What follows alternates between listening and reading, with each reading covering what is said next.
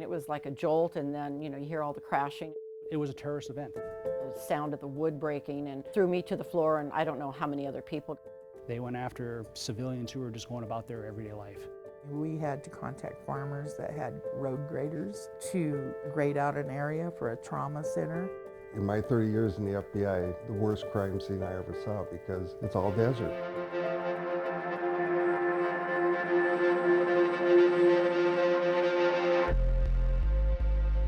You're listening to True Crime Arizona, the podcast. So I guess just to start, what was your reaction when you saw my Facebook message asking you about this so many years later? I didn't believe it exactly, so I investigated you before I I promise I'm legit. Yeah, before I responded, because I'm thinking, I said, now what year did that happen? I go, that was 25 years ago. Can we bring back the birds? We can go get the birds. Let's go get. I want to hang out with the birds. Luann Zulawski's home is full of family memories and heirlooms, several dogs, and talkative pet birds with personalities. It's quirky and charming. I didn't think about scorpions or snakes, but She lives in Whittier, California, outside Los Angeles. And she never expected in 2020 I'd be sitting across from her in the living room, asking her about that unforgettable night on the train in 1995. Nobody had been in contact since the FBI had come to my house right after the incident. But even decades later, the memory and details are still crystal clear. I couldn't see, it was dark. I mean, the train, it was like pitch black out there, so the only light there was the moon. And if I remember correctly, it was a full moon. You could hear all the railroad ties just being ripped up. It was very sad. Yeah, it was awful, to know that, somebody, lost their life in that train. In my 30 years in the FBI, the worst crime scene I ever saw. Larry McCormick was second in command at the FBI in Phoenix at the time. Now retired, we sat in his living room and office in a beautiful home outside Phoenix. He has walls lined with awards, badges, plaques, and honors for his years of experience on some of the biggest cases around the country. But this case was much different. October 9th, I'll remember it because I was in Prescott, Arizona. I was up there for a speech that day, and 5 in the morning, the phone call rang in the hotel, woke me up, and it was FBI headquarters saying there's a train wreck, derailment out in Hyder, Arizona. Well, I didn't know where Hyder was even, and it's about 80 miles southwest of Phoenix. Fire department? We have an emergency Amtrak train. And you were the sole dispatcher that night? I was working alone, yeah. We called every ambulance company. Patricia Burry was working as an emergency dispatcher in Buckeye, Arizona at the time, a small town outside Phoenix. It was a small farm town, population about 5,000 people, and I think we had one traffic light, or we may have progressed to 2. But that's small town, yeah. You had to drive to Goodyear to go grocery shopping, so yeah.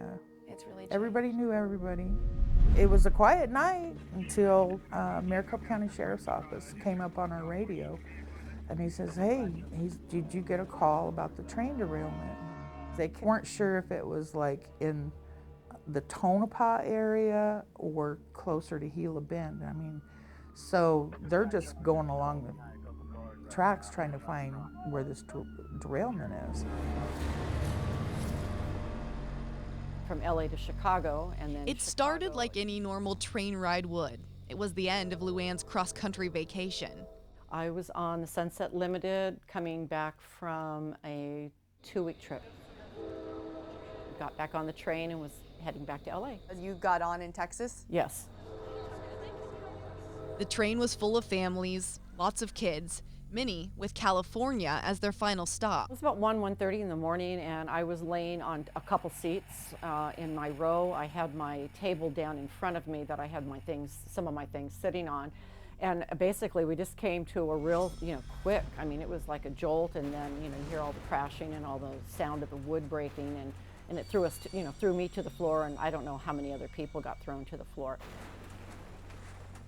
I had been in, I had been in earthquakes before, and it felt almost like being shook to your feet by an earthquake. On the floor in pitch black, Luann was startled, but not hurt.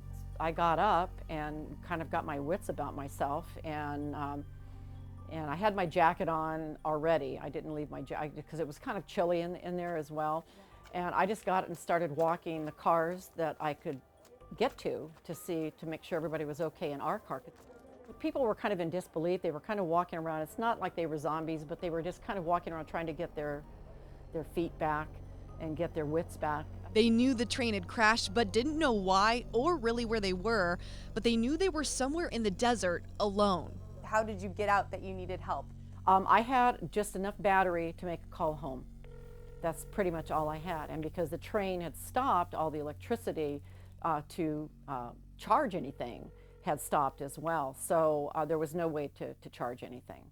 So I had just enough power to call home. I called my husband to let him know that, we had derailed.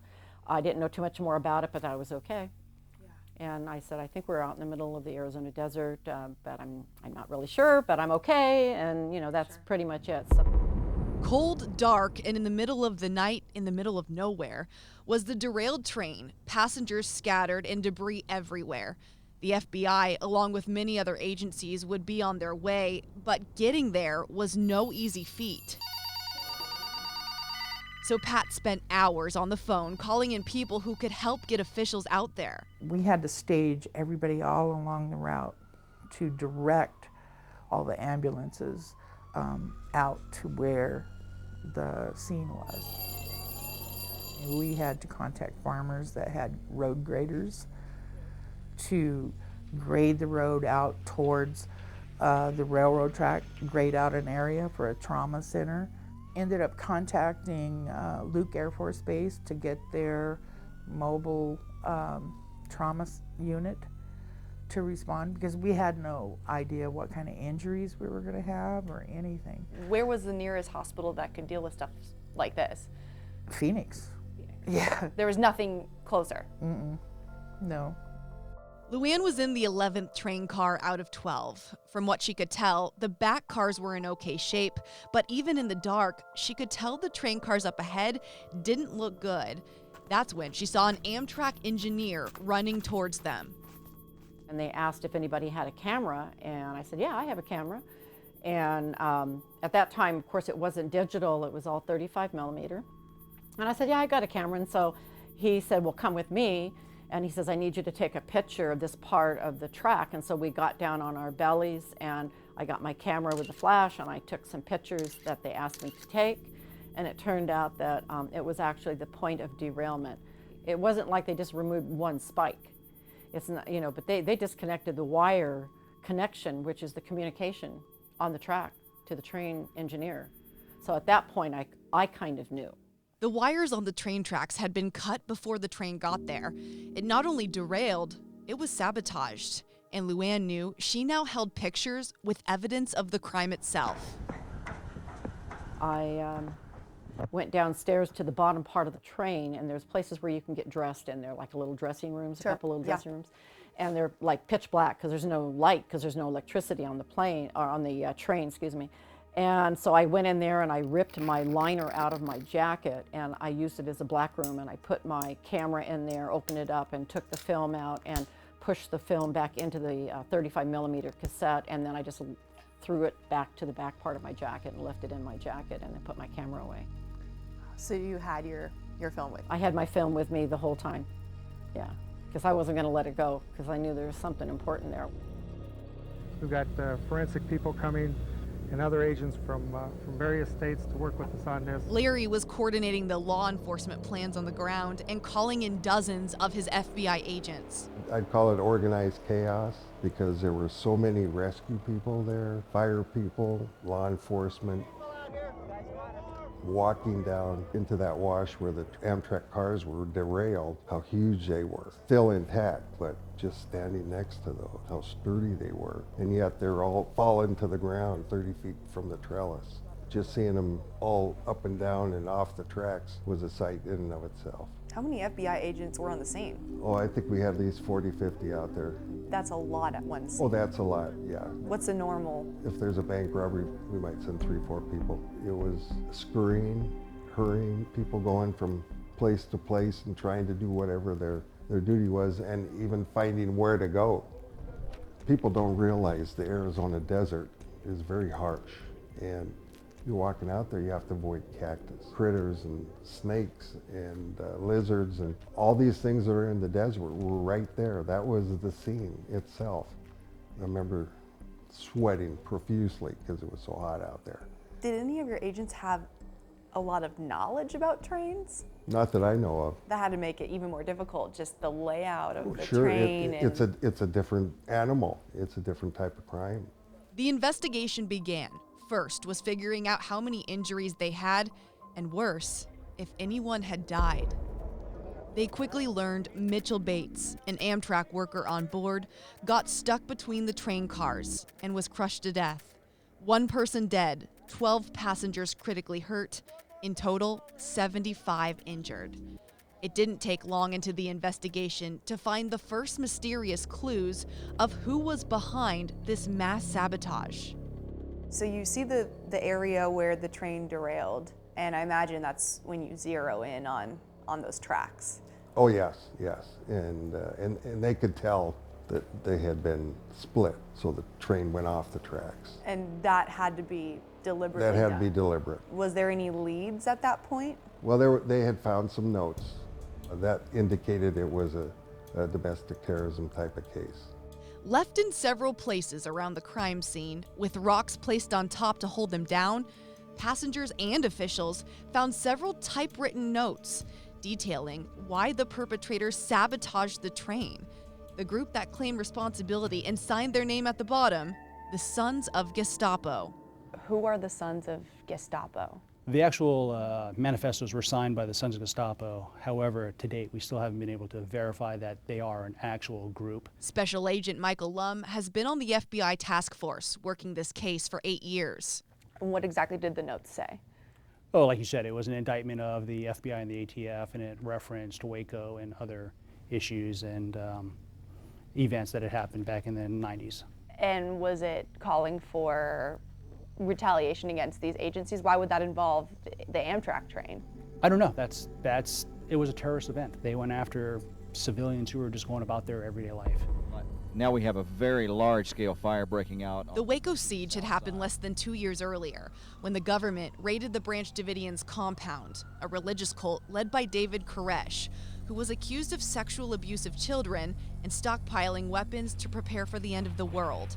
After a 51-day standoff, the siege ended in the death of 76 Branch Davidians, including 20 children. Is there any connection you found between Texas, Waco, and Arizona? I haven't, just because we haven't been able to validify the actual Sons of Gestapo. Do you think they wrote that to try to throw you off? That's a very good possibility. But whoever the Sons of Gestapo were, Agent Lum is sure they had knowledge of these train tracks and how they worked, to not only manipulate the tracks, but to be able to disconnect the safety features that could have saved the train. So as you're driving down the road, I'm sure you've seen the railroad tracks next to you, and you've seen those red lights. And those red lights are, in essence, stoplights. The saboteurs broke the line or circumvented the safety procedures, which didn't enable the lights to turn on. Even had the engineer seen it at the last moment, as he's going over it, he wouldn't have had time to actually stop. I mean, that had to take some sort of knowledge or background in railroads? Absolutely. Whether it was railroads or just electronics, the people who did this had some background or knowledge. Yes, absolutely. And not just knowledge, but a plan. Agent Lum doesn't believe this crime was committed on a whim. That train track was in use constantly back then. What was the time difference between the last train that had successfully gone on that track to this derailment? I mean, how much time did the suspect or the perpetrator have to actually cut these tracks? It was hours between the Sunset Limited going off over that track and the last train. That was it? Hours, yes. I mean, when you say hours, that could be 2 or that could be 12. Roughly, do you know how much? It was more than 5 hours. More than 5, okay. So, but that's still a pretty short amount of time, especially for how desolate that area is. Absolutely. So do you think that the suspect was planning a specific time, that specific train, to go out there and cut this in the middle of the night? Based on what happened, I believe that's probably accurate. The FBI says they have hundreds of pieces of evidence from that night. Rumors have swirled about what was found at the scene. Luann's 35mm camera captured a metal tool left near the point of derailment. She gave us a duplicate she had of that photo. But asking the FBI about specifics can be frustrating as a journalist. I had read something about a pry bar or a crowbar being found at the scene and possibly missing from a volunteer fire department nearby. Is that credible? There are a lot of rumors, and again, I don't want to get into those rumors because some of them actually could relate to do relate to the active investigation. Was there ever something missing from a fire department, though, in the area? That's something I can't speak to. But the FBI did make it clear. Whoever sabotaged the Sunset Limited knew what they were doing. And one question I asked triggered a long pause from Special Agent Lum before he answered. Do you believe it was some former disgruntled worker? That's a detail I can't really get into right now. Is that being investigated? We're investigating many avenues. Honestly, it seems like there's a lot you can't say. Absolutely. Is that to protect the possibility of somebody coming forward?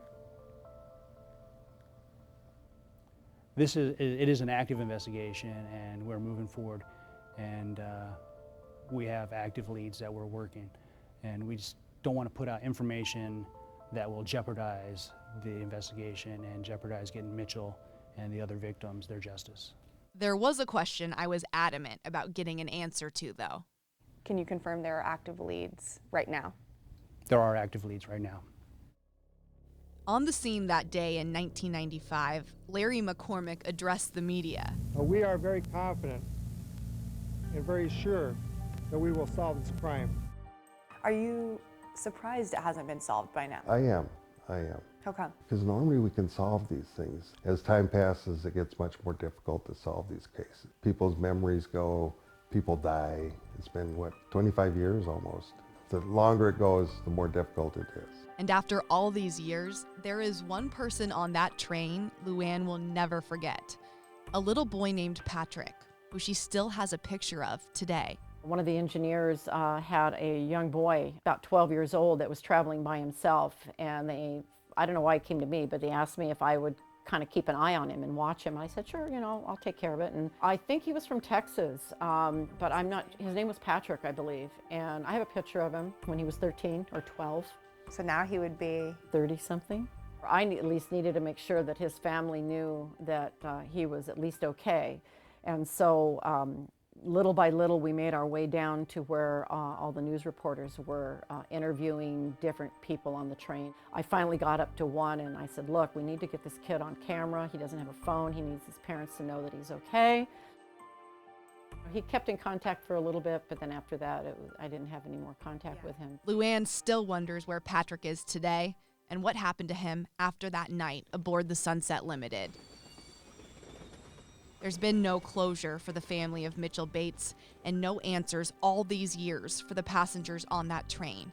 A $310,000 reward awaits anyone who can give the FBI information and insight on the case. But for now, the abandoned tracks in the desolate Arizona desert hold the secret to who sabotaged the Amtrak train on that October autumn night. I'm journalist Briana Whitney. True Crime Arizona, the podcast, is hosted by me and produced by Sergio Hernandez. To hear our latest podcasts and case investigations, subscribe on any of these platforms: Apple Podcasts, Spotify, Google Play, and Stitcher.